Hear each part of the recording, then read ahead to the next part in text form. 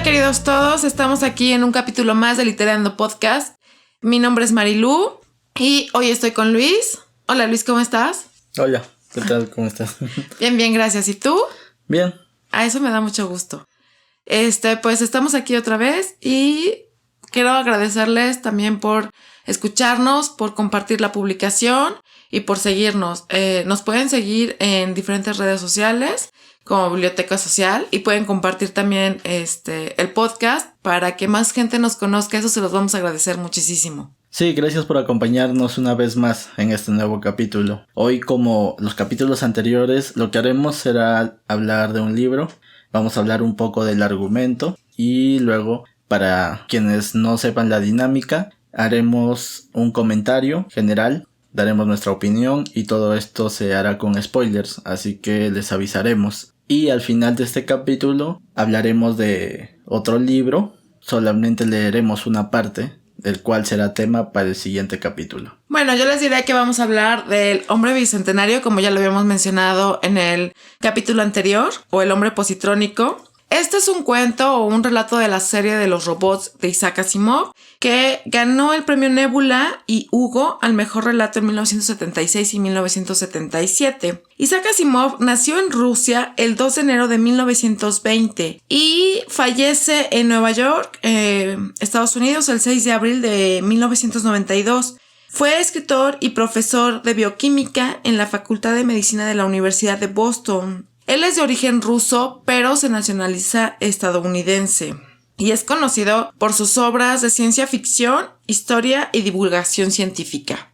Bueno, este cuento extendido del hombre bicentenario empieza con Andrew Martin teniendo una conversación con otro robot, en el cual le cuestiona si añora ser humano, y el robot le dice no, porque no sería buen cirujano.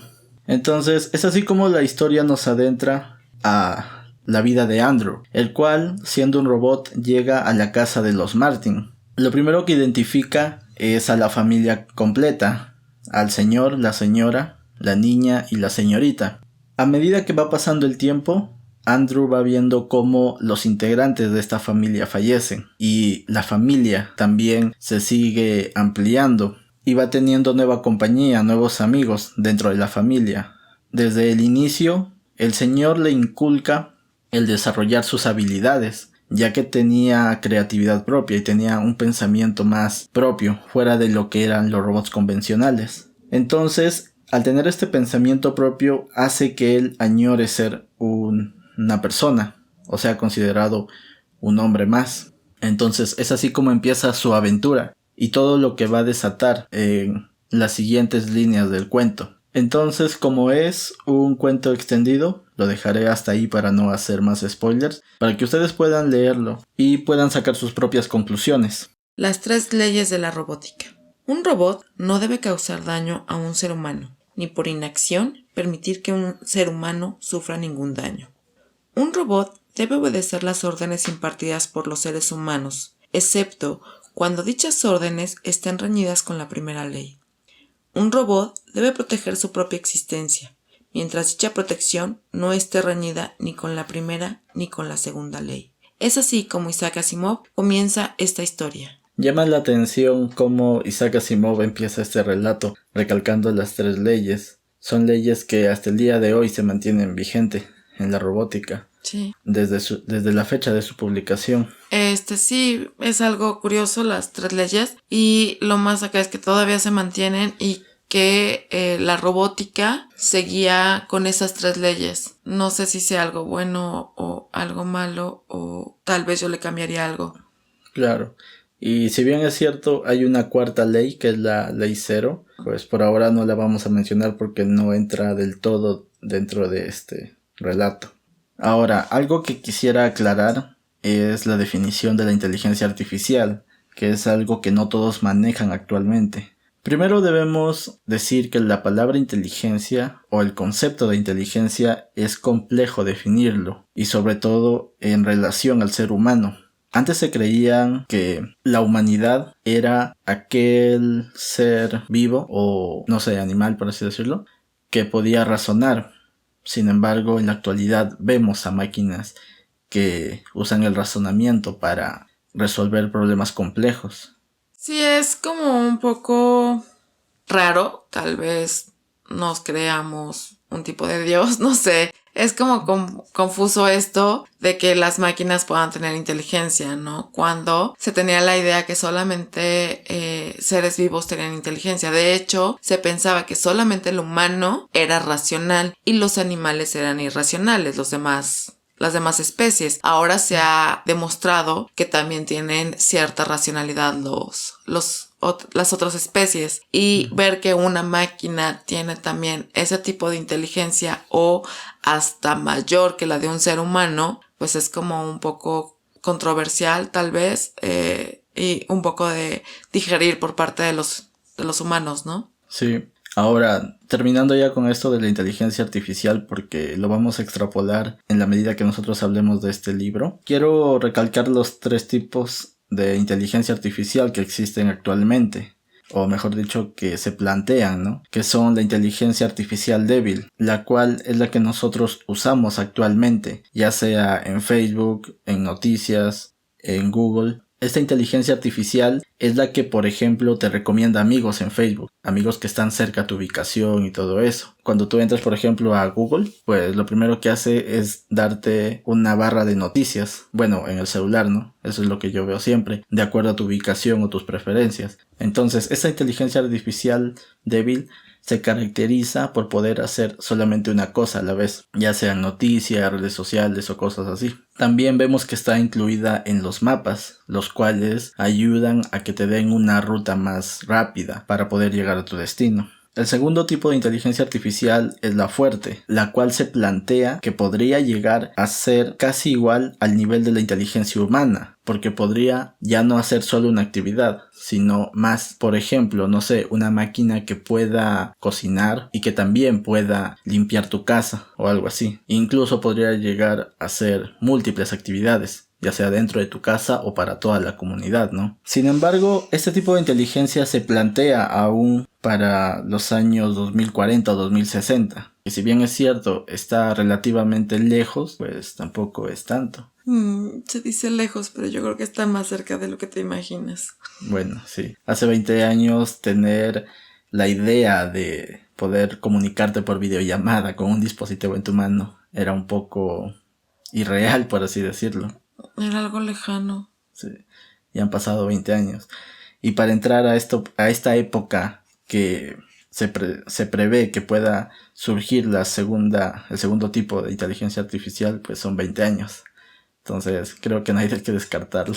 Mira, un dato curioso, no sé qué libro fue, pero me dice mi mamá que hace muchos años, mi mamá nació a mitad del siglo pasado, entonces ya es una persona mayor, y dice que cuando ella estaba joven leyó un libro sobre un robot.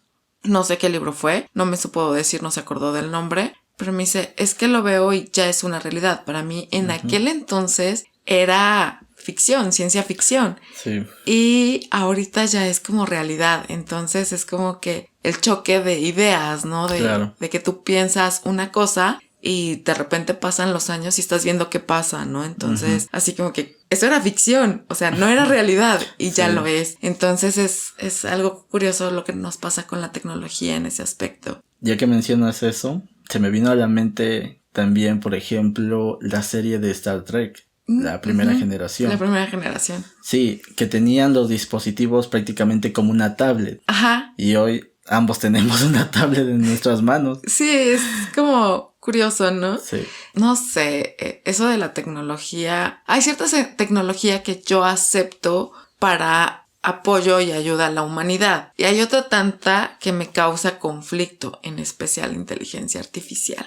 Es como complicado para mí. No sé, bueno, tengo ideas un poco locas y a lo mejor estoy paranoica, pero sí, la inteligencia artificial me puede traer ciertos conflictos. Sí, es válido tener esa paranoia, y es aquí cuando entra el tercer tipo de inteligencia artificial, la cual, si bien es cierto, no tiene un año específico en el cual pueda suceder, se cree que va a suceder a consecuencia del segundo tipo. La tercera inteligencia es llamada la superinteligencia artificial, en la cual cualquier máquina o cualquier programa que sobrepase las capacidades humanas, aunque sea un poco, ya va a ser considerada superinteligencia artificial. Entonces, ya no solamente es cuestión de que pueda hacer varias cosas, sino cosas que están fuera de los límites del ser humano. Te pongo como ejemplo, moverse a una velocidad más allá de la que el ser humano puede. Por ejemplo, volar. El ser humano no puede hacer eso. No. Una máquina que pueda volar ya autónoma mediante la inteligencia artificial sí va a ser considerada una superinteligencia artificial ya. ¿Podría ser los drones? Sí, pero no todos los drones tienen una automatización propia. La mayoría son controlados aún. Sí, y doy gracias por eso. Sí. Y otro aspecto interesante es que al tener más capacidades que los seres humanos pueden controlar nuestro futuro. Sí. Y podrían hacer cosas que bajo su código o bajo su programación estén bien, pero para nosotros no. Te pongo como un ejemplo, y este ejemplo me lo puso mi maestro de ingeniería. Supongamos que una inteligencia artificial mide tu estatus biológico y ve que tienes un pequeño sobrepeso mínimo. Como ser humano tú dices, pues, estoy conforme, ¿no? Supongamos 1 kilo de más y tú dices, estoy conforme. Pero una máquina va a decir, no está bien para su salud. Y te pone a hacer ejercicios 8 horas diarias durante un tiempo ilimitado hasta que bajes esas calorías. 8 horas diarias de ejercicio para un humano. Como teoría.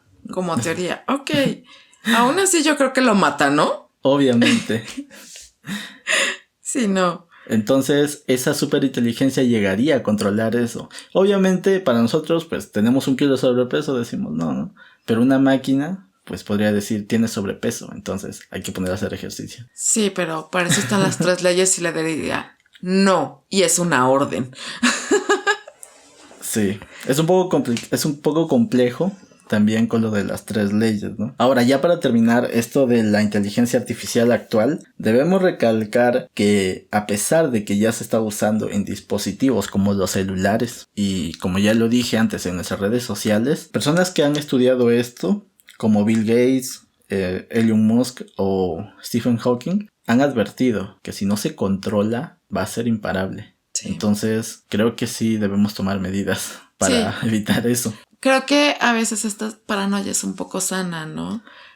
De hecho, no sé si supiste que salió una Smart TV que si sentía alguna discusión, hacía un llamado a la policía. Creo haber escuchado de eso, sí, vagamente. Cuando yo escuché eso, yo dije, no manches, o sea, imagínate yo que soy muy acalorada al hablar, que de repente alzo la voz, o que soy muy tosca, muy brusca. De repente doy unas contestaciones muy tajantes y muy bruscas. Imagínate que de repente me llegue la policía por algo así, ¿no? Uh-huh. O sea, me va a sacar muchísimo de onda. No sé, cuando yo vi esto, yo dije, no inventes. Entonces, no tengo Smart TV, tengo una pantalla normalita 3D. Sí está conectada a internet, pero mientras no se usa, está completamente desconectada de la luz. O sea, no tiene como jalar energía y poder funcionar. Y a lo mejor es un poco de paranoia, pero prefiero esa paranoia a que algo pase, ¿no? O, no sé. Aparte está el Kinect del Xbox. Entonces, pues sí, también funciona con inteligencia artificial débil.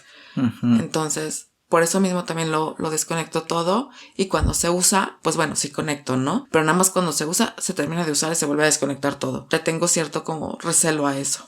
Sí, la paranoia, o al menos ciertas paranoias, sí son justificadas. Y aquí viene el caso del hackeo de las cámaras en laptops.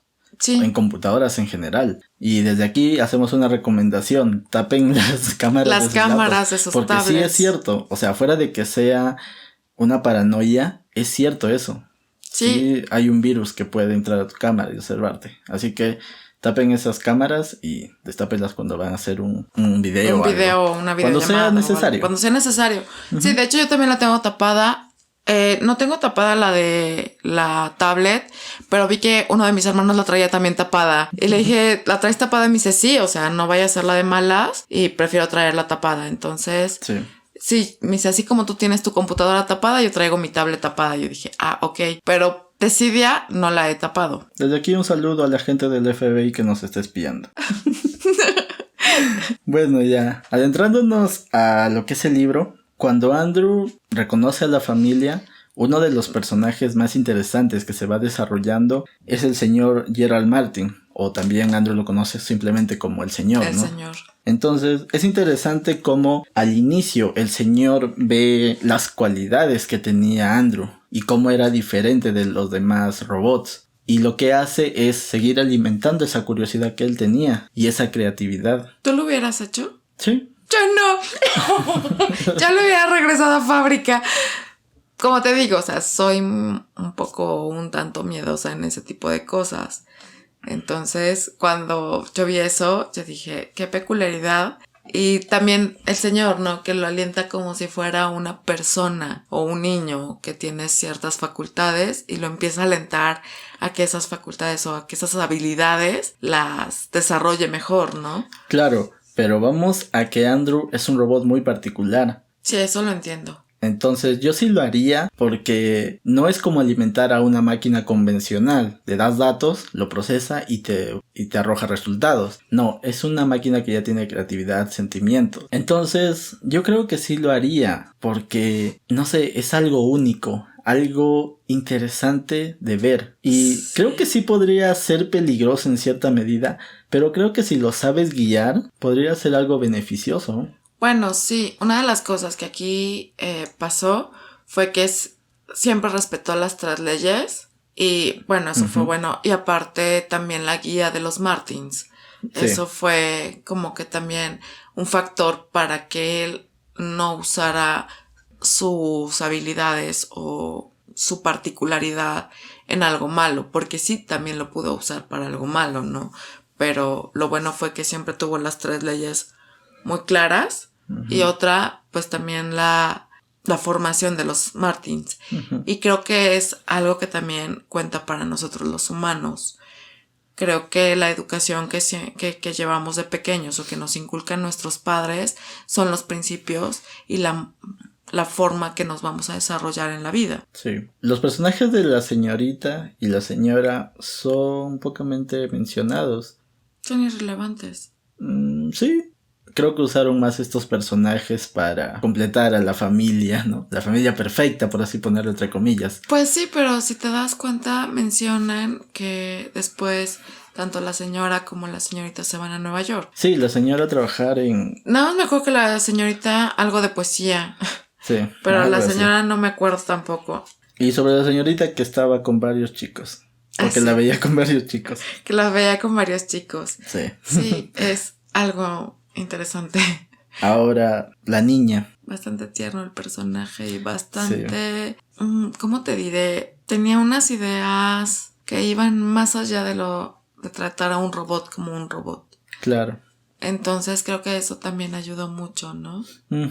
Y creo que eso lo ve de su padre, que ya trataba diferente a Andrew, pero la niña da un paso más allá. Ya no solamente... Porque el padre sí lo veía como un ser único. Un robot único y le alimentaba la curiosidad y todo eso, pero la niña ya lo ve como una aspiración a un ser humano, casi como un ser humano. Sí. Y le ayudaba aún más. Sí, de hecho por ella es que Andrew empieza a tener cuenta de ahorros. Exacto. Y empieza a ganar dinero con lo que hace.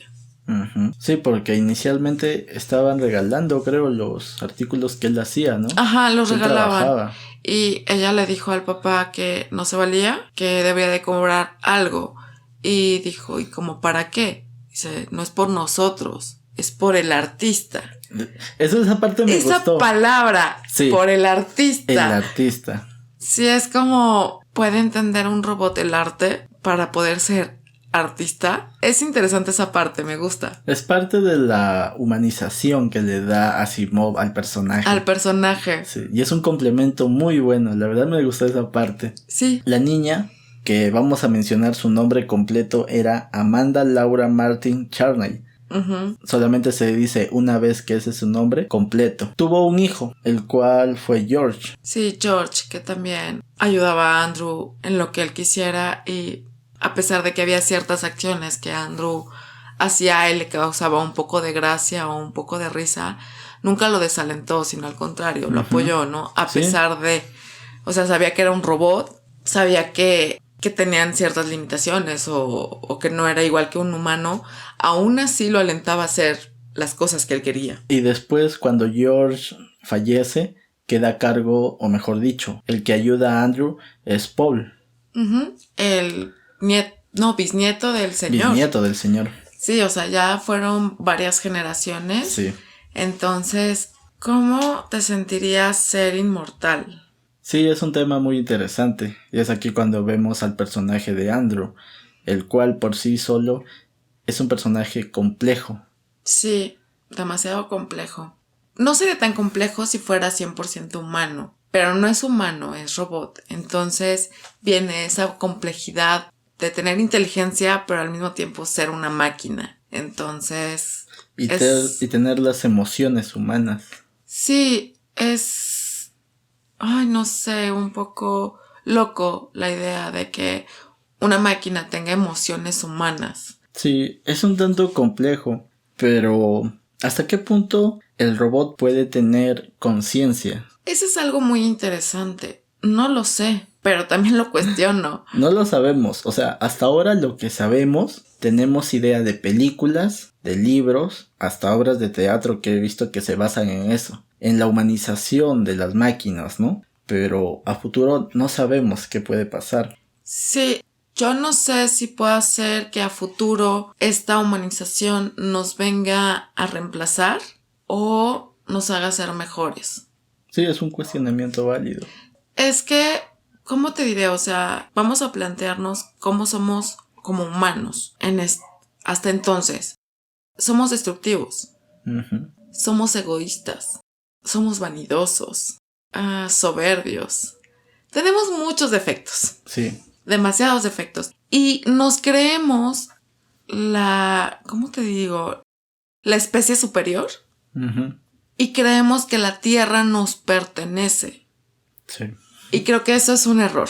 La Tierra no nos pertenece, nosotros pertenecemos a la Tierra. Entonces creo que es momento en que empecemos a cambiar también de pensamiento. Que la Tierra no nos pertenece, nosotros pertenecemos a ella y como tal deberíamos de cuidarla. Sí. ¿Por qué? Porque es nuestro hogar, es donde vivimos.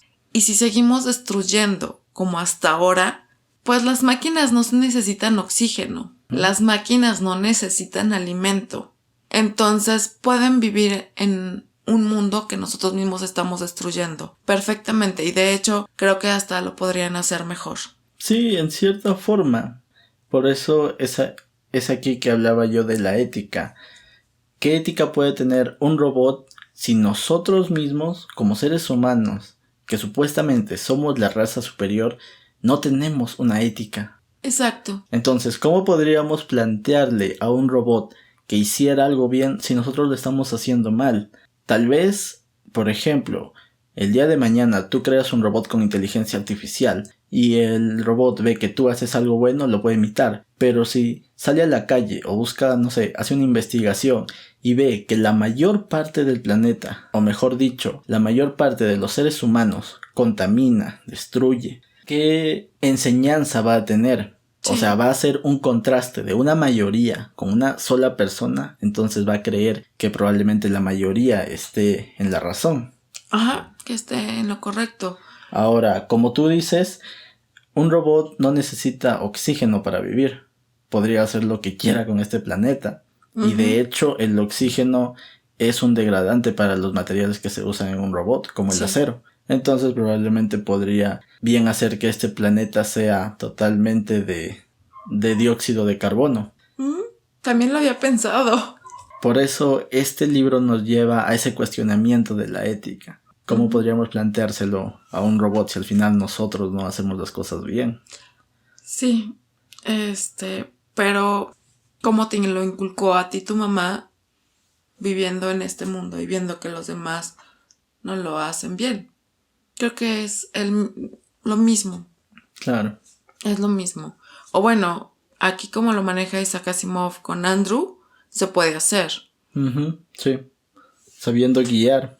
Sabiendo guiar, sabiendo decirle cuál es la diferencia del bien y el mal.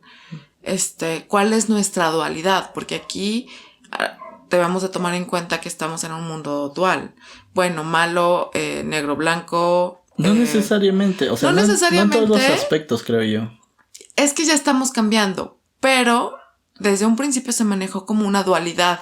Entonces, ahorita como que esa dualidad se está expandiendo a dar más panoramas y a poner un punto medio, ¿no? Uh-huh. Entonces, yo creo que si quitamos esa dualidad como tal, podríamos formar algo mejor y con mayor respeto. Entonces, también es inculcarle todo eso a un robot, ¿no? Claro. Adentrándonos a eso que dices del respeto, también encontramos la conciencia de la máquina. Sí. ¿Hasta qué punto la máquina podría ser independiente de nosotros? Supongamos que yo adquiero un robot y ese robot tiene características de Andrew. ¿Hasta qué punto él estaría obligado a obedecerme? Pues depende de si tiene las 3 leyes o no. Bueno, sí, porque si bien es cierto, las 3 leyes funcionan relativamente bien en teoría, en la práctica es más complejo. Sí, obviamente en la práctica es un poco más complejo. Y de hecho hay un dato muy curioso que le dice que los robots no mienten, no pueden mentir. Uh-huh. Pero hacen que los demás mientan por ellos. Sí, es algo interesante porque Andrew le plantea que él mienta, que Paul mienta por él, porque él no podía mentir. Sin embargo, Paul sí, por ser humano. Entonces, en este aspecto podríamos decir que Andrew ya se está humanizando. Sí, de cierta manera se está humanizando. De hecho, digamos que ese es el objetivo. Exacto. Teniendo en cuenta estos dos aspectos, si el robot ya tiene la ética, tiene la conciencia y los sentimientos, ¿podríamos plantear que el robot ya pueda tener derechos? No lo sé, es una máquina. Es una máquina, sin embargo tiene características de humano. Es una máquina. Pero tiene características de humano. Pero es una máquina. A ver, cuéntame, ¿por qué crees que no debería tener derechos? No lo sé. Es lo que te digo, a mí me causa mucho conflicto. Ya, por eso, a ver. Digamos que no le negaría ningún derecho. Yo. Pero no me quitarían de la cabeza que es una máquina. Ok. No sé. Yo creo que sí debería tener derechos. Por ya tener una conciencia. Creo que el hecho de que tenga o de darle ya una conciencia como tal, pues lo haría ya más independiente. ¿Por qué negarle derechos? Ok, como te lo digo, no se lo negaría. Porque digamos que así soy. Soy alguien que le gusta la justicia. Y sería justo que tuviera derechos. Pero no deja de ser una máquina. Entonces, supongamos que tuviéramos un gobierno mundial. O suponte tú, en el caso actual, la ONU. ¿Crees que sí, la ONU debería darle derechos a los robots si estuviéramos en el mundo que nos plantea el libro? Depende del robot. Depende. ¿Por qué? Porque Andrew era especial. Si hay más robots como Andrew, adelante. Si no, no. O sea, si solamente fuera Andrew el único en el mundo, ¿no debería tener derechos? Claro que sí, debería de tener derechos como tal. ¿Por qué? Porque es único. Pero aún así tiene conciencia y tiene mucha humanización. Además, o sea, él mismo se manda a poner la red neuronal que nosotros tenemos. Manejar los sentimientos humanos no cualquiera puede. O sea, nosotros podemos porque nacemos con ellos. Pero realmente pongámonos a pensar qué tan loca se volvería una máquina con nuestros sentimientos. Que de repente nos enoja algo o de repente nada más nos molesta o nos ponemos felices o tenemos una sensación de triste alegría. Melancolía. Ajá, sí, o una sea. Una combinación de diferentes sentimientos. Sí, de diferentes sentimientos. Entonces es como, a ver, vamos a ver qué funciona, qué no funciona. O sea, todo eso que una máquina lo pueda, digamos, desarrollar bien y sin volverse loca, ya es como aplaudible, ¿no? Entonces, un logro. Sí, un logro. Entonces creo que sí merece esos derechos. Pero te digo, o sea, no todos los robots. Solo los que tengan esa peculiaridad. Esa característica. Ajá. Ok. Y es interesante porque esto también se plantea en una parte del libro, cuando a Andrew un grupo de jóvenes lo obligan a desnudarse. Sí. Y esa escena, no sé, se me hizo muy fuerte, se me hizo un poco triste y también me dio coraje. Sí, me dio coraje también a mí. Porque él ya había conseguido su libertad. Ujú. y quería usar ropa. Entonces llegan estos chicos y saben que él aún tiene la parte mecánica en su cerebro positrónico y está obligado a obedecer las 3 leyes. Y Ujú. prácticamente están abusando de esto Sí. para denigrarlo, para humillarlo. Mira, yo no sé qué pasa de repente por la cabeza de los hombres, pero somos algo malditos, la Sí, verdad. de verdad. Y esa parte sí me dio coraje.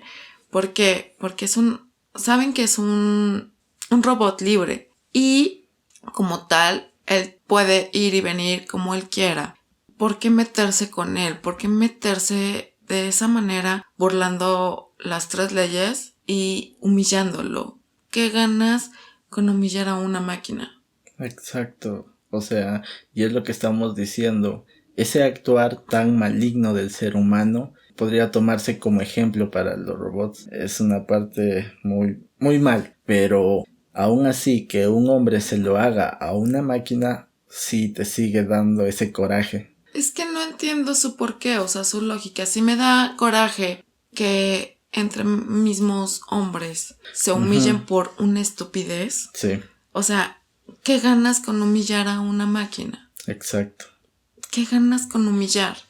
No, y el solo hecho de humillar a otra persona no te hace ganar nada. No te Exacto. hace más. No te hace más, de hecho te hace un estúpido. Sí.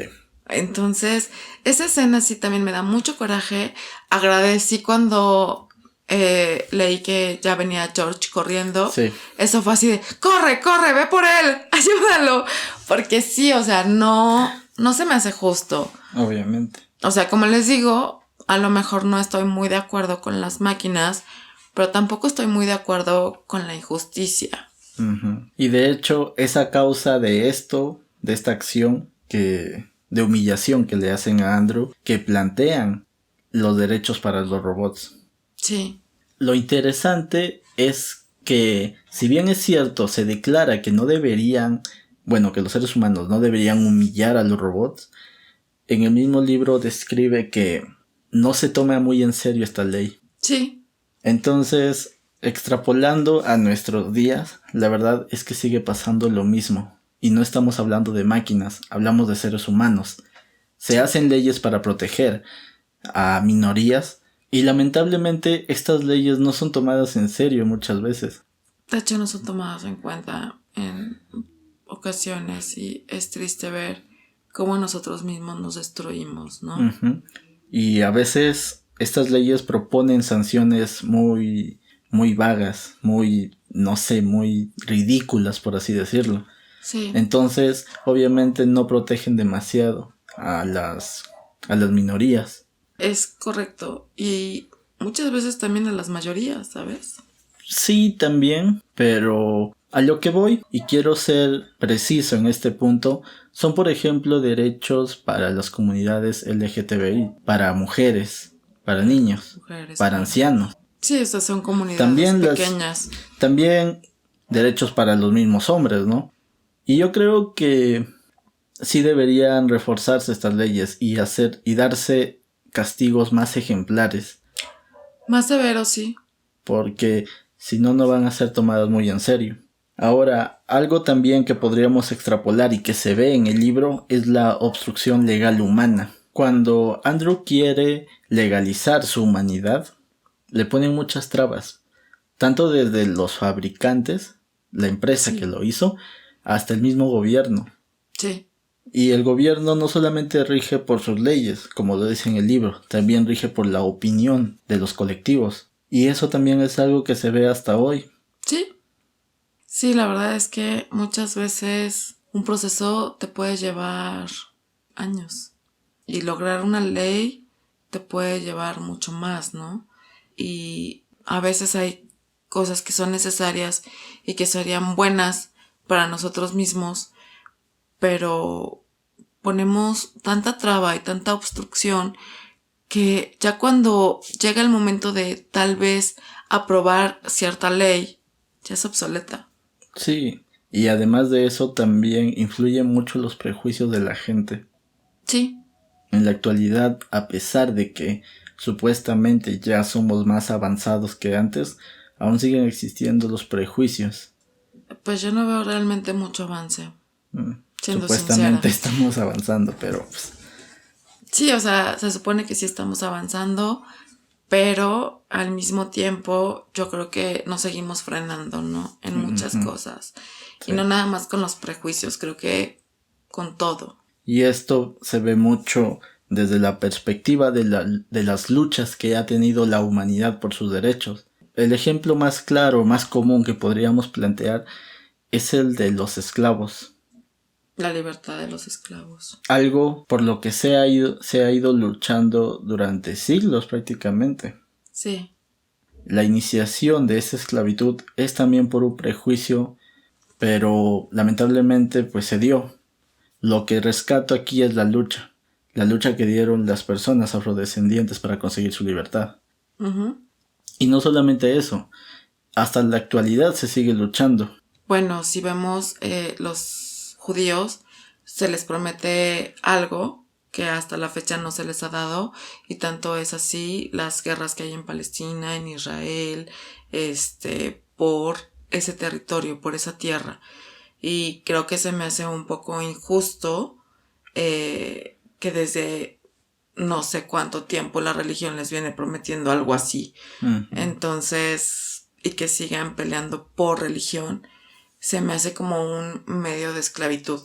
A final de cuentas, está siendo esclavo de una idea. Sí. Ahora también podemos ver en la lucha feminista que se está dando actualmente. Digo, el feminismo que tiene una buena base. Sí, una base adecuada, no la radicalización de las ideas. Sí, entiendo que el feminismo está luchando por una igualdad, que sean los mismos sueldos, el mismo trato, la misma condescendencia. Obviamente que muchas veces dicen, es que la mujer tiene lo que es el permiso de maternidad. El hombre lo tendría si fuera al revés. Y aún así también se está dando y se está luchando por que al hombre se le dé el permiso de paternidad. A lo mejor no tantos días como a la madre, pero sí para que esté en esos momentos de cuando su hijo nace y estar un poco de tiempo con él. Creo que son 15 días. Algo así. Así. Depende de cada país también. La legislatura. Entonces, bueno, ya se está también luchando por eso y es una igualdad. Entonces... Lo cual está muy bien. Sí, eso está bastante bien. Lo que no está bien y lo que a mí me desconcierta y me saca de onda es que hay algunos grupos de mujeres que se hacen llamar feministas, que para mí es muy radical decir que los hombres son basura, que abajo los hombres, que hay que cortarles el pene y cosas así por el estilo. Muy absurdas. Se me hace demasiado violento y muy absurdo, ¿no? Ahora, si en algún momento los hombres humillaron a las mujeres por el hecho de ser mujeres, creo que como mujer yo no humillaría a un hombre. ¿Por qué? Porque... Podrías demostrar que eres una mejor persona al no hacerlo.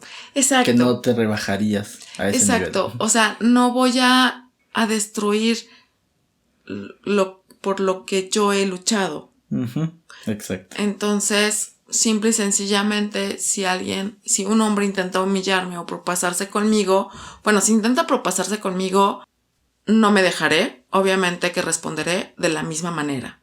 Pero si me quiere humillar, simple y sencillamente me doy la vuelta y me voy. ¿Por qué? Porque no soy así. Y no voy a luchar por ser así. O sea, no es mi lucha. Mi lucha es algo muy diferente y es igualdad. Así, si yo me quedo a discutir con él, voy a demostrar que no hay igualdad y que no busco igualdad. Entonces, simple y sencillamente me retiro y lo dejo a él solo. Ahora, ya para no salirnos tanto del tema, acercándonos al final del libro, se plantea algo muy interesante, que es la envidia colectiva de la humanidad por la inmortalidad. Sí. Vemos a Andrew, que ya es considerado libre, que solicita ser considerado un hombre, un ser humano, pero él tiene la capacidad de ser inmortal. Sí. por lo mismo de su cerebro positrónico. Su cuerpo mecánico puede ser destruido, de hecho fue reemplazado de las partes mecánicas por biomecánicas. Biomecánicas. Entonces, pero aún tiene la capacidad de no morir por lo mismo de su cerebro positrónico. Entonces se plantea una cuestión interesante porque la cualidad del humano es nace, vive, muere. Bueno, se supone que es nace, crece, se desarrolla. Bueno, sí. Bueno, no es desarrollar. Es que eso de crecer también es un poco ambiguo. Entonces, pues vamos a... Yo como lo veo es esas tres fases. Nace, vive y muere. Porque en vive, pues puede conseguir una pareja o no. Puede formar una familia o no. Puede, no sé, puede ser un arquitecto, puede ser un músico, lo que quiera. Pero al final, lo principal son dos cosas. Nace y vive muere. Y muere. Pero Andrew no tenía esa capacidad. No. Y eso iba en contra de lo que muchas personas opinaban. Porque ningún ser humano es inmortal. Si bien la mortalidad del humano ha crecido como tal, y gracias a la tecnología, digamos que podemos alargar un poco más la vida del ser humano, pero aún así el cuerpo termina descomponiéndose y pues morimos, es normal. En un robot, pues por sus celdas positrónicas no podía morir de cierta manera. O sea, podría cambiar el cuerpo, podría cambiar sus piezas, pero pues el cerebro seguiría siendo el mismo. Y es por eso que recurre a su última carta. Sí. El fusionar su cerebro positrónico por un sistema nervioso más orgánico. Y esto lleva como consecuencia la degradación. Sí. Y siguiendo la muerte. Sí, de hecho lo hace para que dure justamente 200 años. Claro, hasta que cumpla los 200 años, ¿no? Y a la par ya se dé el veredicto de si era considerado humano o no. Sí, esa es la cuestión. Llegar al final del libro y cuestionarse cómo somos los humanos. Más que la máquina, creo que el cuestionamiento es al humano. Sí, plantear realmente nuestra humanidad. Si estamos haciendo las cosas bien, al considerarnos la especie superior, o si estamos haciendo todo mal. A mi opinión, yo creo que estamos haciendo muchas cosas malas. Sí, yo también lo creo. Creo que deberíamos de cambiar nuestro pensamiento y nuestra forma de actuar en muchas cosas, sobre todo con nosotros mismos. Creo que lo importante y lo principal es el respeto. Sí. El respeto al pensamiento de los demás. Sí. Y a tu propio pensamiento. Es algo que se ve mucho en el libro. Sí, y es algo que se ve mucho aquí, que somos unos irrespetuosos y que nos encanta burlarnos de los demás y que nos encanta humillarlos por la simple y sencilla satisfacción de sentirnos bien con nosotros mismos por hacer algo tan degradante. O que esa persona es diferente. Exacto, entonces creo que debemos manejarnos con respeto, siempre con respeto. No sé, tal vez mis ideas estén locas o estén mal, pero sea lo que sea, pues respetémonos unos a otros, ¿no? Todavía no somos máquinas, todavía la inteligencia artificial no llega a ese punto, pero creo que el cuestionamiento del libro es más hacia el humano. Hacia el ser humano. Bueno, con esto nosotros damos por concluida nuestra opinión y de aquí regresamos con la recomendación del libro para la próxima semana.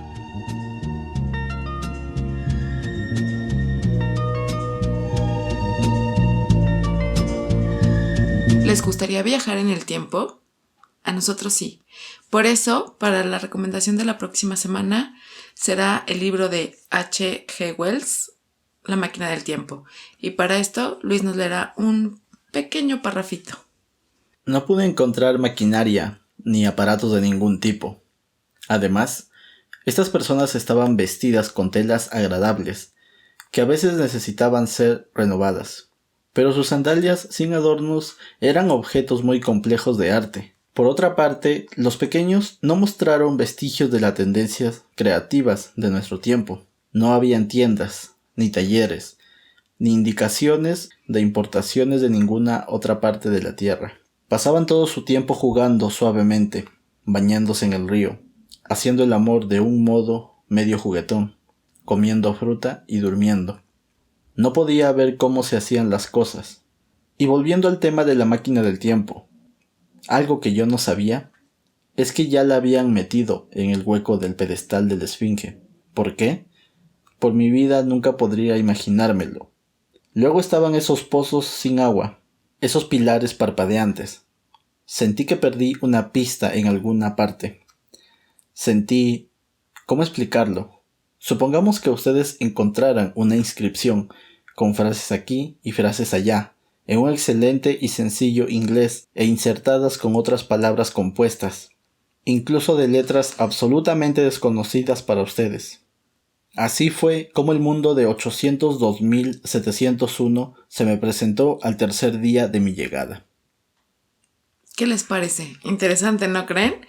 Bueno, para los que ya hayan leído este libro, la próxima semana estaremos hablando de él. Uh-huh. Y para los que no, bueno, pues tienen toda la semana para leerlo. Es un pequeño libro, no es muy grande. Y pues nos encantaría comentarlo con ustedes. Sí, si desean pueden enviar un mensaje a la página de Biblioteca Social para poder enviarles el PDF si desean. Y también lo estaremos subiendo en el grupo entre estos días, que es publicado el capítulo del podcast, para que lo puedan leer y puedan seguirnos la pista de los libros que vamos comentando en cada capítulo. Sí, no olviden seguirnos en nuestras diferentes redes sociales, búsquenos como Biblioteca Social y pues bueno, compártanos y hagan que lleguemos a más gente porque solamente con ustedes podremos lograrlo. Sí, pueden compartir nuestras publicaciones y también seguirnos. Y les agradecemos por haber tomado el tiempo de escuchar este capítulo. Nos esperamos el próximo capítulo de Literando Podcast. ¡Adiós!